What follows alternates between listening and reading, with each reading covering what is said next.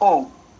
शंकरं शंकराचार्यं केशवं बादरायणं सूत्रभाष्ये कृतो वन्दे भगवन्तौ पुनः पुनः। ईश्वरो गुरुरात्मेति मूर्तिभेदविभागिने व्योमवद्व्याप्तदेहाय दक्षिणामूर्तये नमः। श्री दक्षिणामूर्तये।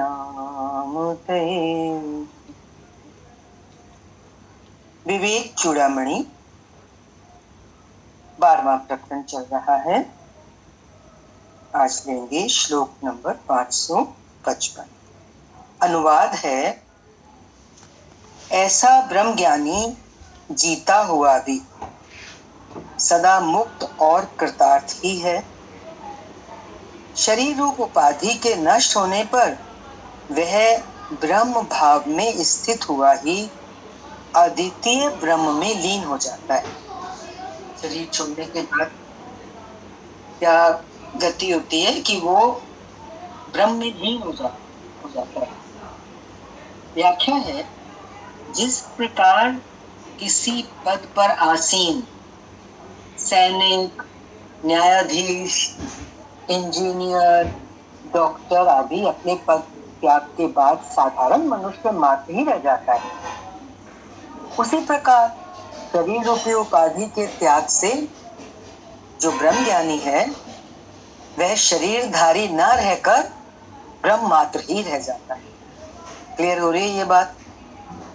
जैसे किसी पद पर कोई आसीन है, कोई न्यायाधीश है, कोई इंजीनियर है, कोई सैनिक है, तो जब उनका कार्यकाल पूरा होता है तो वो पद त्याग देने के बाद वो एक साधारण मनुष्य मात्र रह जाते हैं। ऐसे ही जो ब्रह्मवेत्ता महापुरुष हैं, ब्रह्मज्ञानी हैं, उसी प्रकार वो लोग शरीर रूपी उपाधि के त्याग से, वो शरीरधारी तो रहते नहीं है, तो क्या हो जाते हैं? वो मात्र ब्रह्म, उनका अस्तित्व ब्रह्म मात्र ही रह जाता है शरीर के होते हुए भी। ऐसा व्यक्ति ही ब्रह्म ज्ञानी कहलाता है जो मुक्त एवं कृतार्थ ही है। शरीर में आत्म भाव के रहते कोई मुक्त नहीं हो सकता। मुक्तावस्था की क्या शर्त है? शरीर में आत्म भाव का समाप्त हो जाना पूरी तरह से। मुक्त पुरुष की स्वचेतना आत्मा, इसको आत्मा कहेंगे, उस समष्टि चेतन ब्रह्म में लीन हो जाती है। क्योंकि आत्मा एक स्वचेतना, जो एक व्यक्ति की जो चेतना है, क्योंकि वो समष्टि चेतना से अलग तो है नहीं, क्योंकि आत्मा तो अखंड है। तो जो पुरुष मुक्त है उसकी जो स्वचेतना है, जिसको आत्मा शब्द से बोलते हैं हम, वो उस समष्टि चेतन ब्रह्म में लीन हो जाती है, मीन्स एक हो जाती है। जैसे बर्फ की डली समुद्र में डाली तो समुद्र ही हो। कहना क्या चाहते हैं? तात्पर्य ये है कि उसकी भिन्नता समाप्त हो जाए। ब्रह्म ज्ञानी महापुरुष की भिन्नता नहीं रहती ब्रह्म से। यही अद्वैत की स्थिति है। जहां से आया था वहीं पुनः पहुंच जाता है। अद्वैत से ही आया था और ब्रह्म ज्ञान होने के बाद अद्वैत में ही पहुंच जाता है, ब्रह्म ज्ञान में ही पहुंच जाता है। ब्रह्म ज्ञान मीन्स उस ब्रह्म स्थिति में, ब्रह्म भाव, यात्रा की समाप्ति हो जाती है। माना क्या? लक्ष्य की प्राप्ति हो गई, व्रत पूरा हो गया। अगले श्लोक का अनुवाद है, नट जैसे विचित्र वेश विन्यास धारण किए रहने पर, नट अपने अलग अलग रूप भरता है, अलग अलग तमाशा दिखाने के लिए, तो वो वेश विन्यास मीन्स अपने को अलग अलग वेशों से सजाता है, संवारता है। तो नट जैसे विचित्र अलग अलग तरीके के वेश विन्यास धारण किए रहने पर, या जब उसने वो अलग अलग विचित्र वेश नहीं पहने हुए, उसके अभाव में भी, उन दोनों स्थितियों में है तो वो पुरुष ही। वैसे ही ब्रह्मवेत्ता चाहे उपाधि युक्त हो, शरीर में हो, अथवा उपाधि मुक्त, सदा मतलब उसका शरीर ना रहे, शरीर के रहते हुए भी और शरीर के पात हो जाने के बाद भी वो तो सदा ब्रह्म ही है और कुछ नहीं। व्याख्या से देखें, नट का कार्य करने वाला नट कहलाता है, जो उसकी उपाधि है। वास्तव में तो वो मनुष्य ही है ना। इसी प्रकार शरीरधारी अपने को शरीर समझता है, जो उसकी उपाधि मात्र है। वास्तव में तो वह आत्मा ही है। अब देखो ब्रह्मवेत्ता, ब्रह्मवेत्ता भी शरीरधारी तो होता ही है, किंतु वह इसे अपना स्वरूप नहीं मानता। ये फर्क है। वो आत्मा को ही अपना स्वरूप मानता है, शरीर को तो वो अपनी उपाधि मात्र मानता है, जैसे नट की उपाधि थी। या वो इसे, इस शरीर को निवास के रूप में घर मात्र मानता है, जिसके ना रहने पर भी वो तो अवश्य रहता है। ब्रह्म ज्ञानी जो है, शरीर जब नहीं रहता तो वो तो रहता ही है ना, आत्मा रूप से, ब्रह्म रूप से। ये बताया। इसी क्रम में अगले श्लोक का अनुवाद है, जहां तहां गिरे हुए वृक्ष के सूखे पत्तों के समान ब्रह्मीभूत यति, यति कहते हैं जिसको दिव्य ज्ञान प्राप्त हो गया, ब्रह्मीभूत यति का शरीर कहीं भी गिरे, कहीं भी अंत हो उसके शरीर का, वो तो पहले ही चैतन्य अग्नि से दग्ध हुआ रहता है। शरीर को जैसे हम साधारण लोगों में संसार में क्या होता है, अग्नि में जला देते हैं ना। तो वो कह रहे हैं कि जो ब्रह्मीभूत यति है, वो उसका शरीर तो पहले ही दग्ध हो चुका है। किसमें? चैतन्य रूपी अग्नि में। कहना यहाँ पे ये चाह रहे हैं कि उसका शरीर है ही नहीं, मानो जैसे दग्ध हो चुका। व्याख्या में भी देख लेते हैं, जो यति ब्रह्म भाव में विलीन हो चुका है, वो शरीर पात की, शरीर के गिरने की चिंता नहीं करता। गिरना मीन्स शरीर के समाप्त होने की। वो शरीर पात की चिंता नहीं करता कि उसका शरीर काशी में गिरे अथवा मगहर में गिरे। ये मगहर भी ना एक काशी के पास किसी स्थान का नाम है।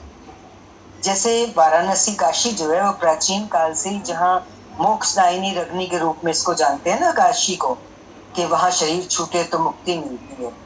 ऐसे ही मगहर भी एक स्थान है, उसको लोग इसलिए जानते थे कि वो एक अपवित्र स्थान है। तो मोटा मोटी हम समझ लें, काशी एक पवित्र स्थान, मगहर एक अपवित्र स्थान। तो जो ब्रह्म भाव में विलीन हो चुका है, उसको कोई चिंता नहीं अपने शरीर की कि उसका शरीर कहाँ गिरेगा, काशी में गिर पूरा होगा या मगहर में, तीर्थ स्थान पर गिरे अथवा जंगल।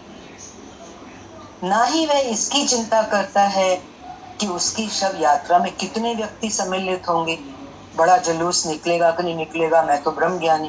वो नहीं चिंता करता इस बात की। ना ही वो ये सोचता है कि उसके शरीर को दफनाया जाएगा या उसके शरीर को जलाया जाएगा, दाह कर्म किया जाता है। वो ये भी नहीं सोचता कि उसके जाने के बाद पिंडदान किया गया है या नहीं किया गया आदि। जो जीवात्मा से संबंध विच्छेद करके ब्रह्म भाव में विलीन हो गया है, उसके लिए शरीर का कोई महत्व नहीं रह जाता। इसलिए ये ऊपर जितनी भी बातें आई, इनके बारे में वो बिल्कुल भी नहीं सोचता। सभी प्रकार के कर्म कांड नियम आदि कब तक हैं? शरीर को अपना स्वरूप मानने के कारण ही किए जाते हैं। ब्रह्मवेत्ता महापुरुष तो ऊपर उठ चुके हैं उन चीजों से, इसलिए कर्म कांड नियम आदि से उनका कोई सरोकार नहीं। मुस्लिम धर्म में तो मृत्यु के बाद भी ममीज के रूप में रक्षा के उपाय किए जाते।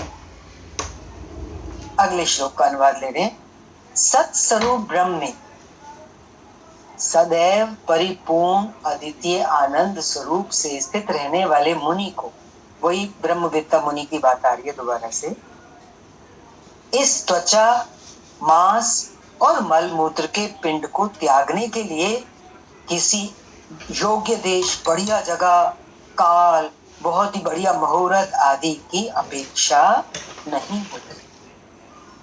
जो मुनि आत्मज्ञान को उपलब्ध हो गया है तथा ब्रह्म भाव में स्थित है, उसे शरीर त्यागने के लिए किसी शुभ स्थान व समय की प्रतीक्षा नहीं करनी पड़ती। कि काशी में ही देह त्याग किया जाए अथवा उत्तरायण में ही, उत्तरायण दक्षिणायन होते हैं ना, दो आयन, तो उत्तरायण में अच्छा जैसे मानते हैं, तो ब्रह्मवेत्ता महापुरुष नहीं इंतजार करता इस बात की कि उत्तरायण आए तो मैं शरीर छोड़, दिन में ही त्याग किया जाए आदि आदि। ये विधि विधान शरीर को अपना स्वरूप समझने वालों के लिए ही है। आत्मा को अपना स्वरूप मानने वाले इन नियमों से पार हो जाते हैं। अगला श्लोक ले रहे हैं, अनुवाद है। क्योंकि मोक्ष हृदय की अविद्या रूपी ग्रंथि के नाश को ही कहते हैं। हृदय की ग्रंथि अविद्या मीन्स माया का भ्रम, उसकी गांठ होती है इंसान के अंदर। ये ग्रंथि जब टूट जाती है तो उसी को मोक्ष कहते हैं। ग्रंथि के नाश होने को मोक्ष कहा। इसलिए देह अथवा दंड कमंडली के त्याग का नाम मोक्ष नहीं, कि देह त्याग के बाद मोक्ष होगा, या दंड कमंडली, कमंडल रखते हैं ना हाथ में, उसका भी त्याग कर दे तो मोक्ष माना जाएगा, ऐसा कुछ। व्याख्या बता रहे हैं, मोक्ष का अर्थ बाह्य वस्तुओं का त्याग नहीं, सब कुछ छोड़कर जंगल चले जाना, भस्मी लगा लेना, दंड कमंडल का त्याग कर देना तथा नग्न रहने से मोक्ष नहीं मिलता। बल्कि अब देखो मोक्ष कैसे मिलता है इन सब चीजों के विपरीत। हृदय में जो अज्ञान की गांठ है, अज्ञान की ग्रंथि है, उसका मिटना ही मोक्ष। खिल जाता है हृदय कमल अज्ञान के नाश होने के बाद, वही है हृदय की अज्ञान ग्रंथि का नाश होना या मिटना, वही मोक्ष है, जिससे मनुष्य को ब्रह्म एवं आत्मा की एकता का बोध हो जाए। अज्ञान ग्रंथि मिटने का परिणाम क्या होगा? ब्रह्म और आत्मा की एकता का बोध होगा। इसी से अनात्म वस्तुओं का त्याग स्वयं हो जाता है। ये अज्ञान की ग्रंथि का मिटना और उसका परिणाम क्या है? कुछ करना नहीं पड़ता, अनात्म वस्तुओं का त्याग स्वतः हो जाता है। रात को बच्चा सोया, मुट्ठी में कुछ पकड़ा है, नींद में अपने आप ही छूट जाता है। ठीक ऐसे ही ये संसार की माया के अनात्म वस्तुएं स्वयं छूट जाती हैं, और यही मोक्ष है। अगले श्लोक का अनुवाद है। वृक्ष का सूख कर झड़ा हुआ पत्ता नाली में, नदी में, शिवालय में, शिव के मंदिर में अथवा किसी चबूतरे पर कहीं भी गिरे, उससे वृक्ष का क्या हानि लाभ हो सकता है? ठीक है ना, वृक्ष का पत्ता सूखा नीचे गिरा, कहीं भी गिरा, तो वृक्ष को क्या फर्क पड़ रहा है? कुछ नहीं। व्याख्या है, आत्मा ही मनुष्य का वास्तविक स्वरूप है, जो देह त्याग के बाद उससे अलग होकर भी जीवित रहता है। पत्ता अलग हो गया तो पेड़ तो खड़ा है ना। तो वास्तविक स्वरूप जब आत्मा है तो देह त्याग हो गया तो उसके बाद भी आत्मा रूप से तो जीवित रहता है ना मनुष्य का, क्योंकि वास्तविक स्वरूप आत्मा है ना, इसीलिए अमर है आत्मा। तभी कहते हैं ना कि तमसो मां क्या है, मृत्यु मां अमृतम गम्यम, मृत्यु से अमरता की ओर जाना।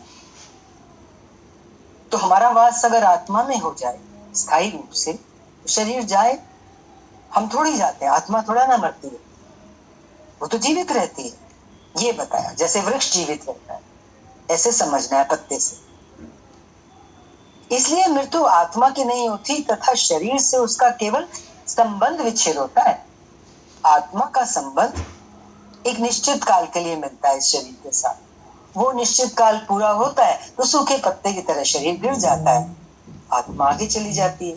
आत्मा तो अमर है, क्योंकि इसलिए कहा कि शरीर तो कहीं भी गिरे, आत्मा को उससे कोई अंतर नहीं पड़ता। अब पत्ता कहीं भी गिरे, नाली में गिरे या मंदिर में गिरे, पेड़ को क्या फर्क पड़ रहा है?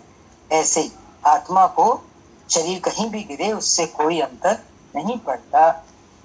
आगे कह रहे हैं, जिस प्रकार मालिक के घर छोड़ देने पर वो घर की चिंता नहीं करता कि उसका बाद में क्या होगा। ठीक है ना, घर पीछे छूटा, कोई संबंध नहीं अब घर से, तो अब थोड़ा ना चिंता होगी कि घर का क्या होगा। ऐसे ही आत्मा को शरीर की चिंता नहीं होती कि जो शरीर छोड़ के आया हूं अब उसका क्या होगा। अगला श्लोक है, अनुवाद है, वृक्ष के पत्ते, फूल और फलों के समान नाश तो जीव के देह, इंद्रिय, प्राण और बुद्धि आदि का ही होता है। अभी जो बात ऊपर चली, सदानंद स्वरूप स्वयं आत्मा का नाश कभी नहीं होता। वो तो वृक्ष के समान नित्य निश्चल है। ऊपर वाला भाव भी है इसमें भी। जिस प्रकार वृक्ष निश्चल होता है, खड़ा एक जगह पर स्थित, और उसके फल, फूल, पत्ते गिरते रहते हैं, वह नए आते रहते हैं, उसी प्रकार आत्मा निश्चल है, कूटस्थ है, स्थित है, किंतु उससे शरीर, इंद्रियां, प्राण, बुद्धि आदि का नाश होता रहता है और फिर नया शरीर धारण करने पर पुनः आ जाते हैं ये इंद्रियां, प्राण, बुद्धि इत्यादि। अब समझने की बात यह कि आत्मा का कभी नाश नहीं होता, इसलिए उसी को अपना वास्तविक स्वरूप जानना चाहिए। अगले श्लोक का अनुवाद है, प्रज्ञानक घन ये आत्मा का स्वरूप है। प्रज्ञानक घन, घन ठोस को कहते हैं। प्रज्ञानक घन, अधिक ज्ञान, विवेक बुद्धि, ये आत्मा ऐसी है, इसका लक्षण है, क्योंकि वो ज्ञान स्वरूप है ना आत्मा। प्रज्ञानक घन ये आत्मा का लक्षण आत्मा की सत्यता का सूचक। जैसे विज्ञजन, जो विद्वान लोग हैं, ऐसा अनुवाद, ऐसा वर्णन करके उपाधि कल्पित वस्तु का ही विनाश करते हैं। उपाधि कल्पित वस्तु वही हमारी देह, इंद्रियां, मन, प्राण इत्यादि, उसका ही विनाश बताते हैं। क्योंकि ये प्रज्ञानक घन जो आत्मा का लक्षण है, ये इस आत्मा की सत्यता का सूचक है। ये शास्त्रों में आता है आत्मा के लिए शब्द। व्याख्या है, विद्वान ज्ञानी आत्मा को प्रज्ञानक घन कहते हैं। क्या अर्थ है प्रज्ञानक घन का? सत्य। विद्वान ज्ञानी आत्मा को प्रज्ञानक घन कहते हैं, जो सत्य है। ये उपाधि कल्पित शरीर, कल्पना से बना हुआ ये शरीर प्रज्ञानक घन नहीं है। शरीर प्रज्ञानक घन नहीं है। हम तो सोचते हमें ज्ञान हो रहा है, ये शरीर मेरे मन को, बुद्धि को, नहीं, ये नहीं है। इसलिए इसी का विनाश होता है, क्योंकि ये उपाधि शरीर की कल्पित है और प्रज्ञानक घन नहीं है, ये सत्य नहीं है, इसलिए इसका विनाश होता है। आत्मा का विनाश कभी नहीं होता। अगले श्लोक का अनुवाद है, अरे ये आत्मा अविनाशी है। देखो बार बार श्लोकों में वही बात आ रही है ना कि आत्मा का कभी विनाश नहीं होता, आत्मा का कभी विनाश नहीं। इसलिए अहो आश्चर्य से बोल रहे हैं, बहुत ही भाव विभोर के इन्वर्टेड कॉमर्स में लिखा हुआ है श्रुति की ये बात। अरे ये आत्मा अविनाशी है। ये श्रुति भी, ये श्रुति वाक्य है, ये आत्मा अविनाशी। ये श्रुति भी विकारी देह आदि का नाश होने पर, देह कैसी है? विकारी है। श्रुति बतलाती है कि इस देह का नाश होने पर आत्मा के अविनाशित्व का ही प्रतिपादन करती है। ये श्रुति वाक्य किसका प्रतिपादन कर रहा है? आत्मा के अविनाशित्व का, कि आत्मा अविनाशी तत्व। व्याख्या है, श्रुति वचन है कि ये आत्मा अविनाशी है। इससे स्पष्ट है कि शरीर का नाश होने पर भी आत्मा का नाश नहीं होता। इससे ये स्पष्ट है कि शरीर का नाश होने पर भी आत्मा का नाश नहीं होता। आज के लिए इतना ही। हरिओम शांति। ओम पूर्णमदः पूर्णमिदं पूर्णात् पूर्णमुदच्यते पूर्णस्य पूर्णमादाय पूर्णमेवावशिष्यते। ओम शांति शांति शांति।